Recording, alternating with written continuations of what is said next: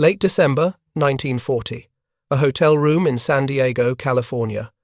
The Coronado Hotel sits quiet in the pre-dawn darkness, but inside room 214, Charles Sorensen hasn't slept. Papers cover the floor in neat stacks, calculations fill page after page, and on one single sheet, a sketch is taking shape that will either prove him a visionary or expose him as a fool.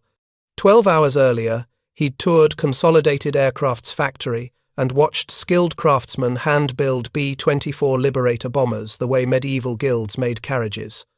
1 airplane per month, maybe 2 if the weather cooperated and the fixtures didn't warp in the California sun.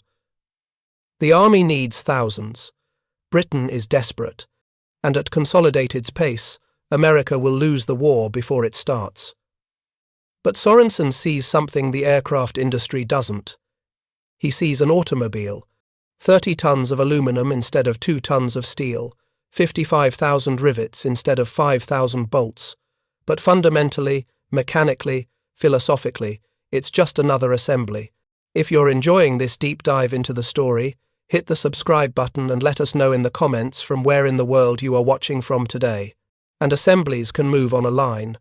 By 4 in the morning, his sketch is complete. A mile-long conveyor belt, subassembly stations feeding into a main line, nose sections here, wings there, engines down the line, final riveting at the end. He's designed a B-24 assembly line exactly the way he designed Ford's Model T line 30 years earlier. Except this car needs to fly at 25,000 feet without falling apart. His colleagues will call the sketch crazy, aviation experts will call it ignorant. The United States government will call it America's only hope. December 1940. Britain stands alone. France has collapsed in 6 humiliating weeks. German bombers pound London every night. And Winston Churchill sends desperate cables across the Atlantic, begging Franklin Roosevelt for one thing above all else: heavy bombers, not a few dozen, thousands. Roosevelt knows exactly where to start. He calls the automotive industry the empire that taught the world how to mass-produce complexity. But Henry Ford, the man who once boasted he could produce a Model T every 24 seconds, delivers a flat refusal. He won't build weapons for Europe's war. His pacifist streak runs deeper than his patriotism. Roosevelt's staff doesn't give up on Detroit. They pivot to someone else.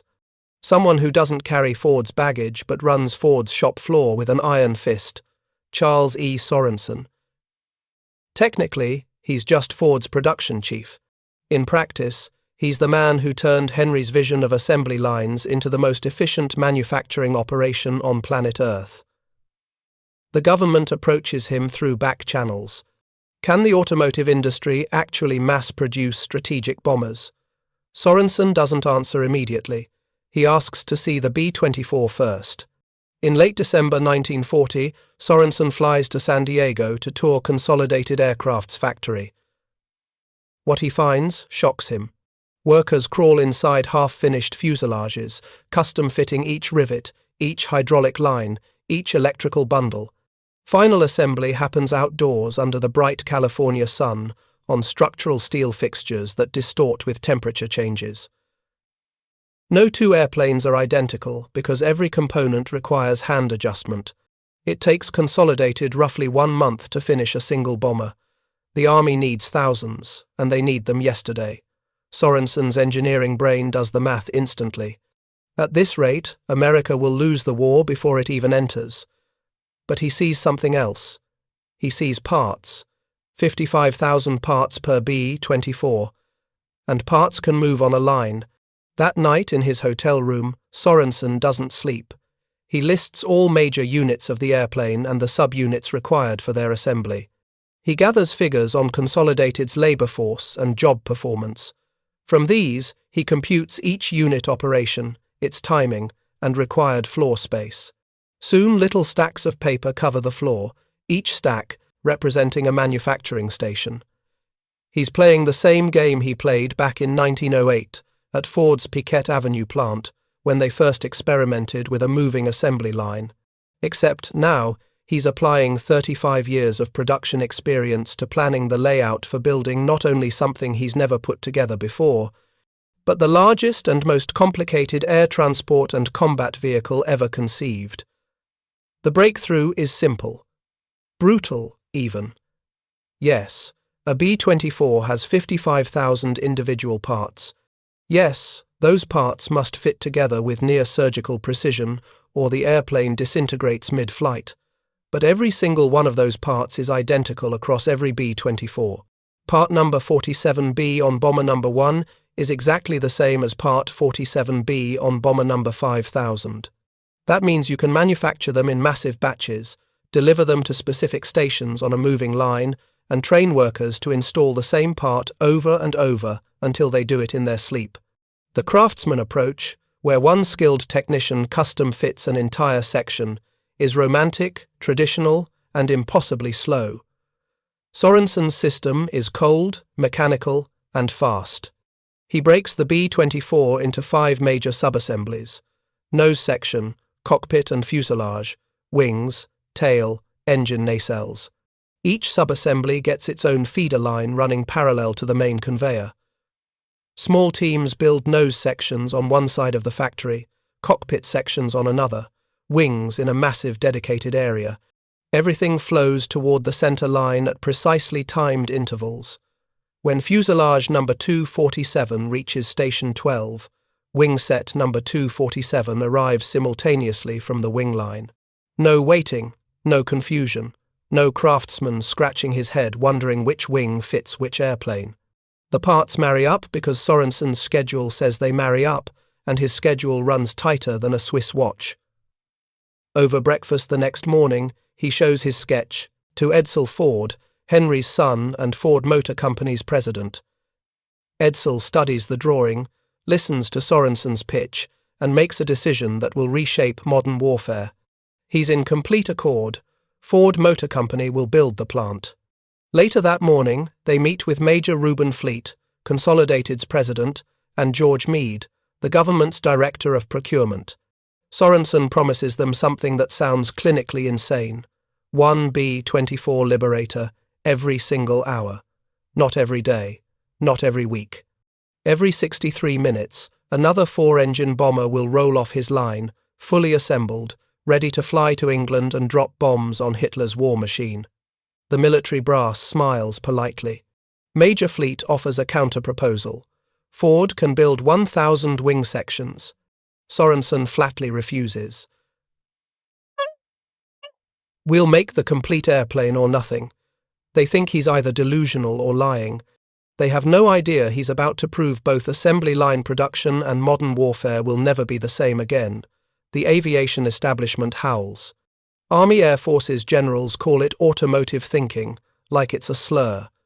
Trade journals publish essays explaining why bombers will never submit to assembly line discipline.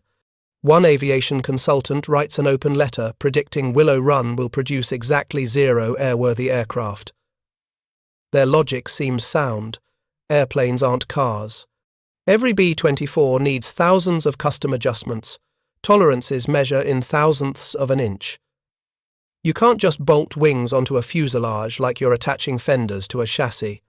Sorensen reads every word of criticism, files it in his mental trash bin, and keeps drafting. He knows something they don't. He knows that war is math. Consolidated craftsmen can build you a beautiful B-24 inches 30 days. His system will build you a functional B-24 inches 63 minutes. Beautiful loses wars. Functional wins them. By March 1941, groundbreaking begins in a Michigan field. Construction crews descend on 975 acres of flat farmland like an invading army. The site sits roughly 35 miles west of Detroit, close enough to pull workers from the city but far enough that if something explodes, it won't take Dearborn with it. Albert Kahn, the architect who designed half of Detroit's automotive empire, draws up plans for a building so absurdly large it defies human scale. The main assembly structure alone will measure 3,500 feet long, 2/3 of a mile, and roughly 280 feet wide. That's 67 acres under one continuous roof. No interior support columns blocking the assembly line. Just open space, steel trusses, and Sorensen's vision made real. The budget is equally staggering. Final construction costs hit $47 million for the factory itself. When you add machine tools, jigs, fixtures, conveyor systems, and electrical infrastructure, the total investment crosses $200 million. The government underwrites most of it through the Defense Plant Corporation. Ford ponies up the rest. It's the largest single industrial construction project in American history at that moment, and it's being built for a product Ford has never manufactured, using a production method the experts say won't work. Kahn's architectural team solves problems nobody has encountered before. How do you ventilate a building the size of a small town? They install 2,125 separate ventilation units. How do you light 67 acres of interior workspace? They hang thousands of incandescent fixtures and cut skylights into the roof at calculated intervals. How do you move multi-ton aircraft sections smoothly down a mile-long line?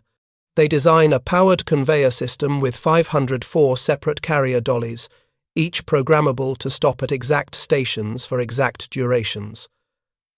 The conveyor alone requires 16 miles of chain drive. Then Pearl Harbor happens. December 7th, 1941. Japanese bombs turn the Pacific Fleet into scrap metal. America isn't preparing for war anymore. It's in one, fighting on two fronts simultaneously. Roosevelt goes on radio and promises the nation will produce 60,000 aircraft in 1942 alone. Willow Run immediately becomes a national priority. Construction crews start working triple shifts. Welders operate by floodlight at 2 in the morning. Steel deliveries arrive by rail every 6 hours. By April 1942, Willow Run's structure is complete enough to start limited production. But limited is charitable. Whole sections of the building still lack walls. Rain pours through unfinished roof sections onto partially assembled bombers. Workers wade through mud where concrete floors haven't been poured yet. And yet on May 10th, 1942, the first B-24 Liberator rolls off Sorensen's line. It's technically complete. It technically flies, but it took 4 months to build, not 63 minutes. That first bomber is proof of concept, not proof of success. Workers privately nickname the factory "Will It Run?" because nobody's sure it ever will. Summer 1942. Willow Run isn't producing bombers, it's producing headaches. By August, the factory has delivered exactly 13 B-24 seconds, a production rate so pathetic that Washington starts whispering about cancellation. The problem isn't the building or even Sorensen's conveyor concept. The problem is people, specifically the catastrophic inability to keep them employed for more than 3 weeks. Turnover hits 100% monthly. Every single month, the entire workforce quits and gets replaced. Workers arrive Monday morning, spend 2 days learning how to buck rivets or install hydraulic lines, perform the task semi-competently for a week, then vanish. Some leave for higher-paying shipyard jobs in California. Others can't handle the brutal physical labor, crawling inside aluminum fuselages. In summer heat, operating rivet guns that numb your hands after an hour, standing in one spot for 10-hour shifts. Many simply can't find housing. Ypsilanti is a sleepy college town of 12,000 people, and Willow Run suddenly needs 40,000 workers. The math doesn't work. Families sleep in cars in the parking lot. Workers commute 2 hours each way from Detroit, arriving exhausted before their shift even starts. Then, the union troubles ignite. The United Auto Workers battles with the AFL's Machinists Union over who controls which job classifications inside Willow Run. Jurisdictional fights break out on the factory floor. In September 1942, wildcat strikes shut down entire sections of the assembly line for days at a time, while union reps argue over whether installing an engine mount is aircraft work or automotive work. The quality problems pile up faster than the production problems. Those early B-24 seconds that actually make it off the line arrive at Army Air Force's acceptance centers riddled with defects. Fuel tanks leak. Electrical systems short-circuit mid-flight. Bomb bay doors won't close. Control cables are rigged backward. In one spectacular failure, a Willow Run B-24 takes off for its delivery flight, and the entire tail section nearly separates at altitude because someone forgot to install critical rivets. The pilot manages an emergency landing, but the incident makes national newspapers. Military inspectors flood Willow Run in October 1942, and their reports are damning. They reject 40% of completed bombers outright, sending them back for rework. Another 35% pass inspection but require modifications before the Army accepts delivery. Only 1 in 4 B-24 seconds rolls off Sorensen's line actually ready to fight. The numbers are so bad that Henry Stimson, Roosevelt's Secretary of War, seriously considers shutting down the entire operation and redirecting resources to Consolidated San Diego plant, which still produces aircraft the old-fashioned, slow way, but at least produces them correctly. Sorensen knows he's running out of time. The government invested $200 million betting on his vision, and he's delivered fewer bombers in 6 months than Consolidated builds in 2. The newspapers mock him, the unions fight him. The military doesn't trust him, and every morning he walks that mile-long assembly line seeing half-finished B-24 seconds stuck at stations because the wrong parts arrived or the right worker didn't show up. Willow Run, the factory that's supposed to win the war, is losing the battle against its own chaos. But Sorensen doesn't quit. He does what he always does. He engineers solutions while everyone else panics. January 1943. Something shifts, not overnight, not dramatically, but like gears finally meshing after months of grinding. Sorensen has spent 6 months firefighting disasters. Now he starts solving them systematically. First problem: worker turnover. He can't fix the housing shortage alone, but he can fix the training disaster. He establishes a formal 6-week training program instead of the previous chaos, where new hires got 2-hour orientations and then got thrown onto the line. Now workers spend their first month in dedicated training bays, practicing on scrap sections until their hands remember the motion without thinking. Muscle memory matters when you're installing the same hydraulic fitting 40 times per shift. He breaks jobs into smaller, more specialized tasks. Early Willow Run tried to copy Consolidated's approach, one skilled worker responsible for an entire section. Sorensen realizes that's exactly backward. Instead of training someone to do 12 tasks adequately, he trains 12 people to do 1 task perfectly. Station 47 doesn't install cockpit instruments. Station 47 installs the altimeter. That's it. The airspeed indicator gets installed at Station 48. Oil pressure gauge at Station 49. It sounds absurdly narrow, but it works.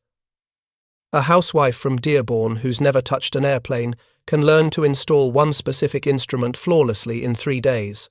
Learning 12 instruments to journeyman-level skill takes 3 months, and she'll quit before then.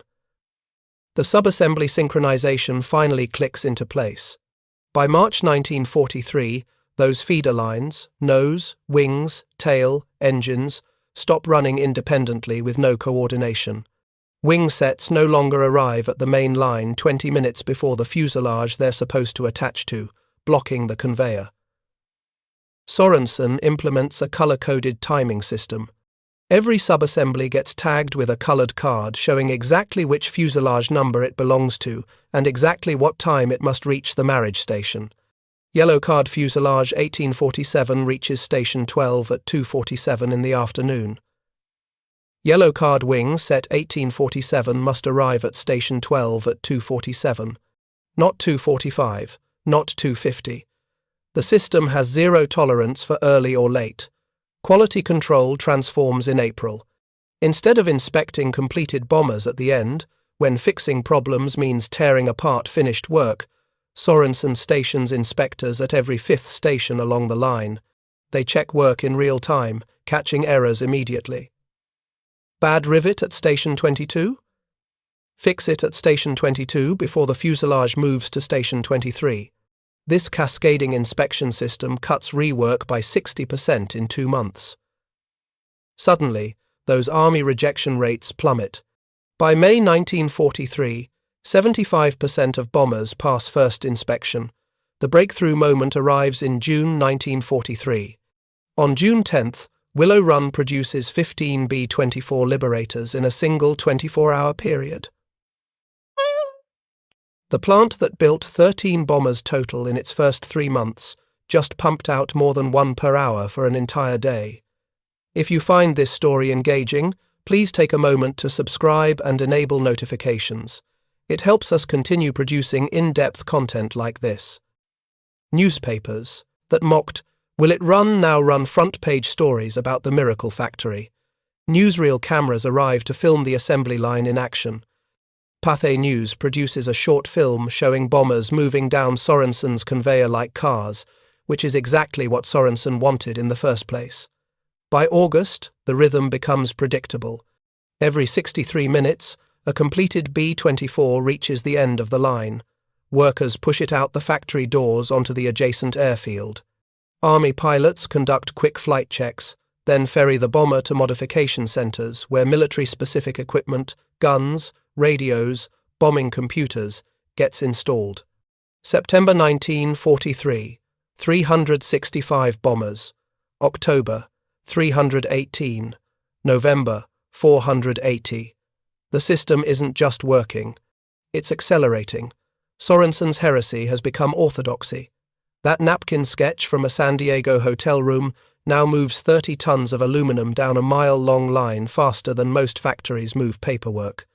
Behind every B-24 rolling off that line stands a worker you'd never expect to build a strategic bomber. By mid-1943, Willow Run employs 42,000 people, and the demographics would give 1930s America a heart attack. 40% are women. Thousands are black workers who migrated from the South seeking defense jobs that paid actual living wages. Farmers who've never seen an assembly line work beside Detroit machinists. Meet the archetype everyone calls Rosie the Riveter, though her real name might be Helen or Dorothy or Mary. She's 26, married to a sailor currently stationed in the Pacific, and she makes 87 cents per hour at Willow Run. More money than she's ever seen in her life. Her station is wing assembly, section 34B, where she bucks rivets into the lower wing skin. Bucking means holding a steel bar against the backside of a rivet while your partner hammers the front with a pneumatic gun, smashing the rivet into a permanent fastener. It's loud enough to cause permanent hearing damage. It's repetitive enough to cause carpal tunnel syndrome before anyone knows what carpal tunnel syndrome is. And it's absolutely critical, because a single loose rivet at 25,000 feet can start a structural failure that kills 10 men. She works 10-hour shifts, 6 days per week. Her hands blister during week 1, callous by week 3, and turn into leather by week 6. She learns to feel a properly set rivet through the vibration in her bucking bar. A solidly set rivet transmits a specific frequency that a loose one doesn't. After 3 months, she can identify a bad rivet by touch alone, faster than any inspector with a gauge. She's become a specialist in one tiny aspect of bomber production, but that specialization makes her irreplaceable. When she calls in sick, Section 34B falls behind schedule, and supervisors notice immediately. The social earthquake happening inside Willow Run extends beyond gender. Black workers comprise roughly 15% of the workforce by late 1943, a staggering number for an industry where most factories still enforce unofficial segregation. Sorensen doesn't integrate the plant out of moral conviction. He integrates it because he needs 42,000 bodies, and he cannot afford to exclude anyone based on skin color. Black workers operate the same stations, earn the same pay rates, and work the same shifts as white workers. This doesn't eliminate racism. Fights break out in the parking lot. Some white workers quit rather than work alongside black colleagues, but it cracks open a door that the automotive industry had kept welded shut. Housing remains the unsolved nightmare. Ypsilanti's population explodes to 45,000, but housing stock barely budges. The federal government builds Willow Village, a planned community of prefab homes intended for 14,000 workers.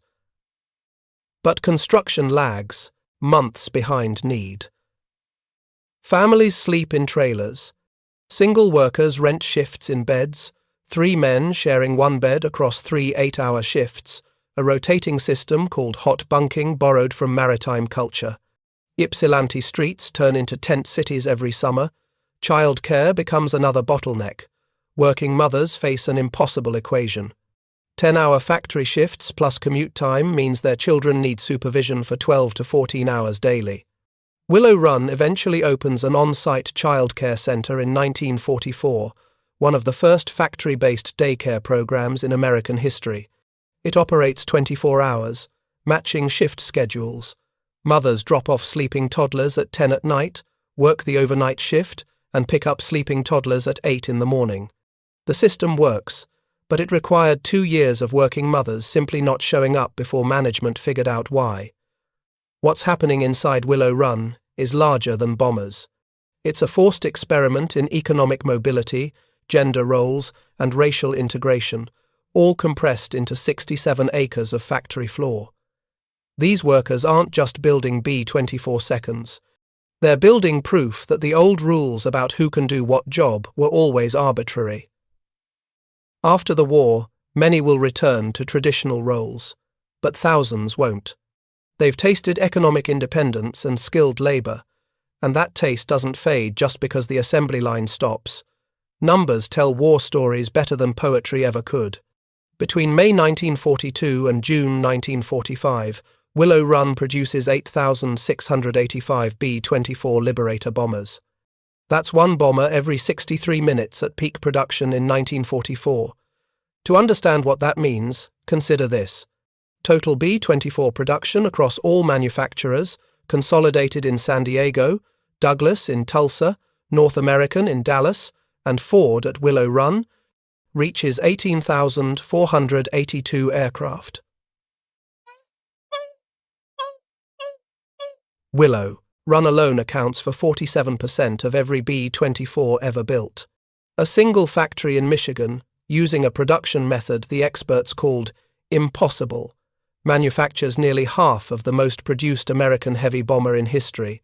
Put those 8,685 bombers in tactical context. Each B-24 carries a 10-man crew and roughly 5,000 pounds of bombs, depending on mission distance. At full operational capacity, Willow Run's output represents 86,850 trained aircrew positions and the ability to drop 43 million pounds of ordnance in a single mass raid if you could somehow get them all airborne, simultaneously. The 8th Air Force in England, which conducts the brutal daylight bombing campaign over Germany, operates roughly 2,000 heavy bombers at any given moment.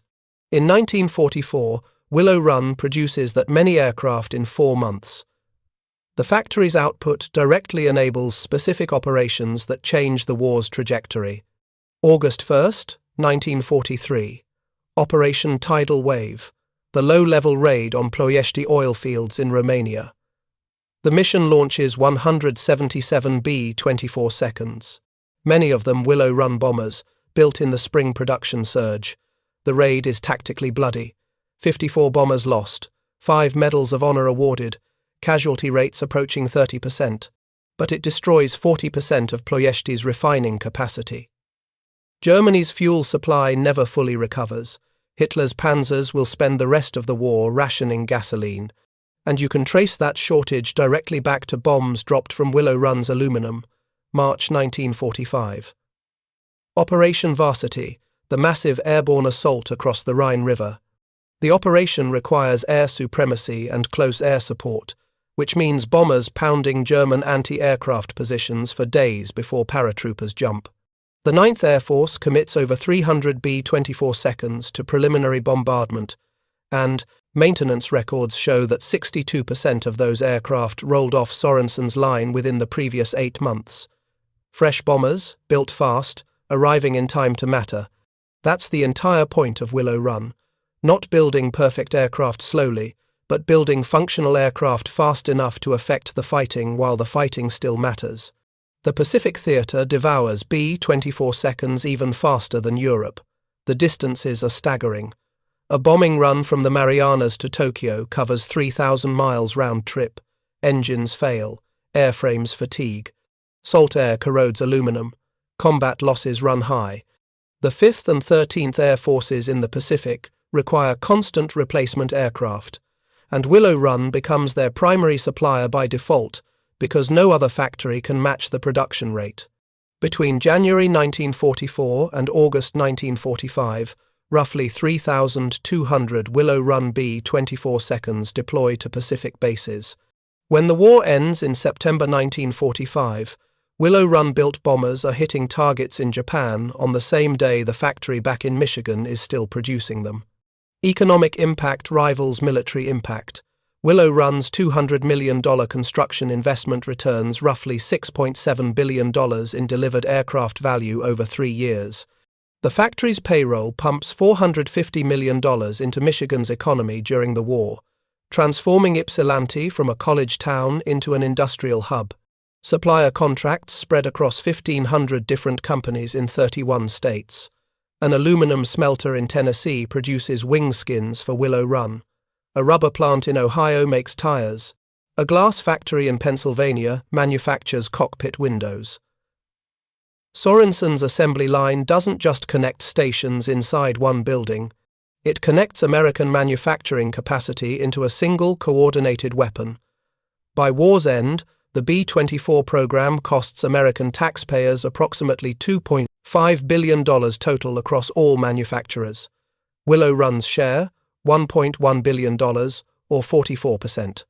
That's an extraordinary concentration of investment in a single facility, and it pays off. The factory that Washington nearly cancelled in 1942 becomes the factory that proves industrial capacity defeats military genius every single time.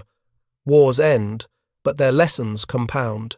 Japan surrenders on August 15, 1945, and within weeks, Willow Run stops producing bombers.